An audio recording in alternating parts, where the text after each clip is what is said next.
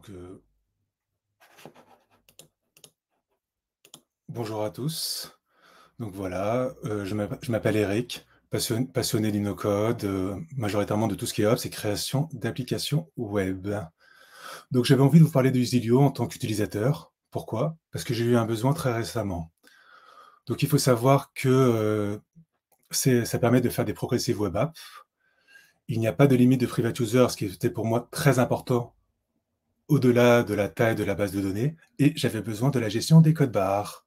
Et eux le font dès la version gratuite. Et en même temps, ça vous permet de gérer le back-end et le front-end directement dans Zilio en fonction de la base de données que vous souhaitez. Donc, il y a énormément de composants déjà intégrés, ça répond à beaucoup de cas d'usage, et j'avais envie de vous montrer, avant de rentrer dans l'outil, tout ce qui était les intégrations. Donc, il faut savoir qu'ils ont une base de données interne, après gestion de Google Sheet, et récemment, ils ont intégré Airtable et TimeTonic. Donc, ce qui est super intéressant, c'est que ça vous permet même, pour ceux qui le désirent, d'avoir un cumul d'outils français. Parce qu'il ne faut pas oublier que Zilio est français. Zilio a la possibilité de stocker toutes vos données en France.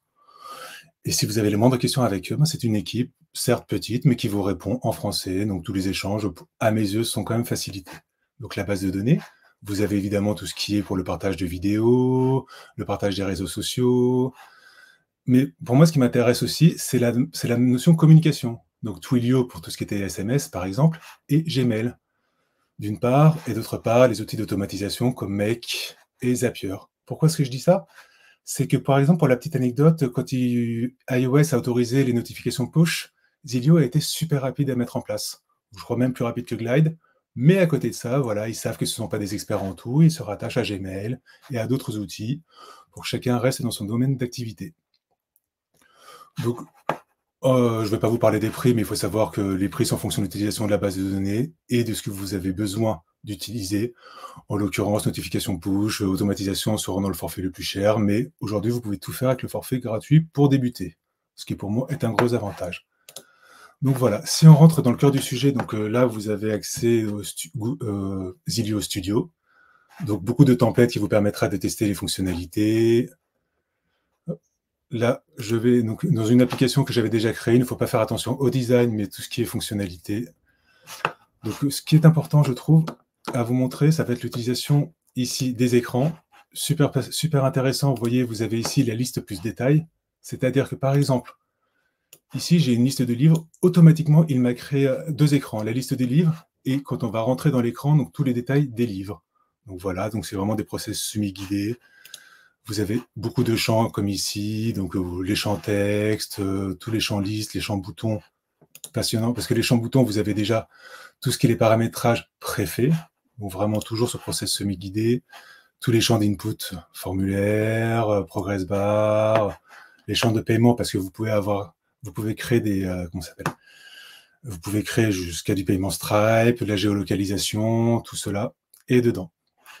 Et si on rentre dans un champ en particulier, donc vous voyez, ici, ça va se présenter comme cela. Propriété, style et conditions. Conditions de visibilité, le style, le design, et les propriétés, est-ce que ça va être des champs qui vont être saisis obligatoires, si on veut saisir un label supplémentaire. Vous voyez, ça se modifie en direct. Et par contre, ici, à regarder, très intéressant, la notion de comment remplir le champ. Vous avez la notion de variable, c'est-à-dire, par exemple, il y avait des formulaires qui ont permis de créer des variables. Les variables, après, elles sont réutilisables. Des notions fixes, ça veut dire j'écris du texte, ou la formule, qui pour moi est une des forces de Zilio, c'est cette gestion de formule. Donc le formule, vous avez les nombres, des calculs, les calculs de date avec la date du jour, depuis date, la somme de colonnes, l'utilisation de variables. Donc avec ça, vous pouvez aller très très loin. Et encore plus, ils ont intégré cette notion de workflow. Par exemple, là, je suis dans une application de réservation de livres. Donc quand je clique sur le bouton réserver un livre, voilà, ils appellent ça des actions, c'est comme les workflows avec un decision point. Ce qui était pour moi, quand une personne, qu'est-ce qui se passe? Une personne a déjà réservé déjà réservé 3 livres, sachant que la bibliothèque interdisait de faire plus. Donc si elle a déjà réservé 3 livres, automatiquement elle aura un message qui va dire vous ne pouvez pas faire plus, et ça vous ramène sur l'écran. Sinon, qu'est-ce qui se passe? Un autre message, création d'une nouvelle ligne dans la table Orders, et après ça vous ramène à l'écran. Donc là, pareil, super puissant cet outil de design des actions, avec la gestion pour aller d'un écran à un autre, la gestion de la base de données, les authentifications, les variables, les push notifications, la gestion des paiements, des messages, API REST. J'ai testé un petit peu pour vous dire, je ne suis pas encore un expert et tout. Et c'est là qu'on rentre sur certains points négatifs, on va dire, de l'utilisation de Zilio, qui est, c'est un outil où l'équipe derrière n'est pas si grande que ça, donc elle peut être très réactive s'il y a des bugs, s'il y a des demandes d'évolution et tout. Mais à côté de ça, même si elle est aidée aujourd'hui, vous n'aurez pas non plus tous les tutoriaux en direct, toutes les vidéos et tout, mais ils sont en train de faire d'énormes progrès. Donc si vous les suivez, vous allez voir, vous en verrez de plus en plus. Un petit rapide coup d'œil sur la base de données, juste pour vous montrer la base de données Zilio intégrée à une partie de la base de données Airtable pour moi. Ça m'a permis de travailler sur des API directement depuis Airtable. Et j'aimerais bien finir donc, sur la partie Settings, donc les intégrations comme on l'a vu, et la partie plugin. C'est que pour les développeurs, ça c'est le petit plus, je sais que certains aiment beaucoup, la notion d'installer des plugins créés en test par Zilio, ou pourquoi pas de fabriquer vos propres plugins, parce qu'il y a un rattachement d'un GitHub avec toutes les explications, voilà, pour aller travailler sur Zilio et créer exactement le plugin qui vous intéresse. Donc ça a été la présentation de l'outil Zilio pour moi, donc voilà. Merci beaucoup Eric.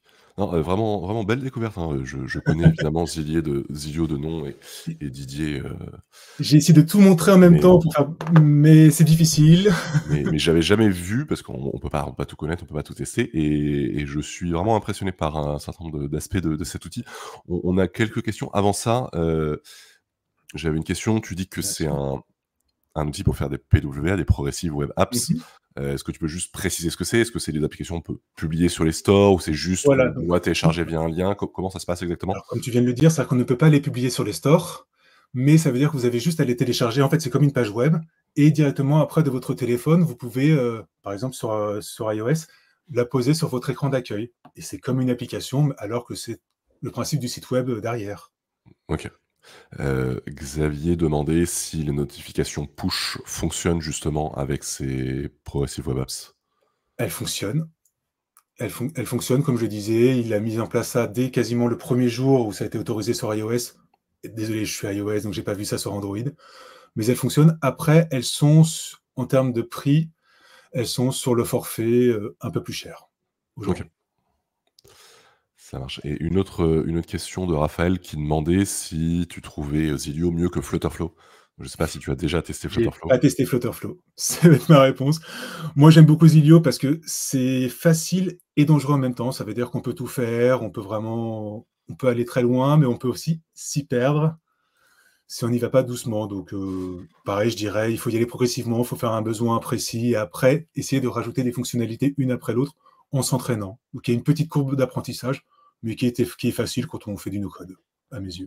Très bien et une dernière question, enfin une remarque plutôt de Marc-Olivier, qui nous dit que tu n'as pas montré le schéma de la base de données, parce que pour finir, tu peux montrer à quoi ça ressemble? Il Est-ce que paraît c'est que c'est un ça que ah oui, vous... oui, si tu l'avais montré, Oui, j'étais passé dessus en mais montrant tu que j'avais rattaché une base de données Airtable à la base de données Zilio.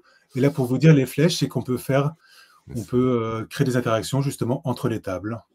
non mais Et c'est aujourd'hui, par exemple, désolé hein, pour finir, parce que non c'est vas-y, je t'en prie. Marc-Olivier aussi, c'est avec l'intégration TimeTonic, en l'occurrence. Tous les champs sont reconnus automatiquement quand vous faites l'intégration. Donc voilà, vous n'avez même pas de mapping à faire, en l'occurrence. Ben, parfait. Merci beaucoup Eric De pour rien. cette Et merci pour présentation. l'occasion alors. Merci Bah, à vous. avec grand plaisir et on enchaîne tout de suite avec Weblium présenté par Baudouin.